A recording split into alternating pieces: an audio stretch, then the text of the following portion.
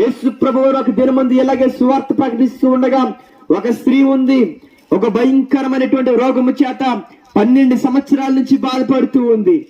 ఆమె ఎంతో భారము కలిగి ఉంది. ఆమె భారము పోవాలని, ఆమె రోగం పోవాలని 12 సంవత్సరాలుగా అనేకమైన హాస్పిటల్ తిరిగింది. ఎవరు ఎక్కడ రోగం పోతుందని చెప్తే ఆ ప్రాంతాలకు వెళ్ళింది. ఎంతో డబ్బు ఖర్చు పెట్టింది, ఏవేవో చేసింది. కానీ తన డబ్బు అంతా ఖర్చు అయిపోయింది, కానీ ఆమె యొక్క రోగం అయితే పోలేదు దేవుని బిడ్డలారా.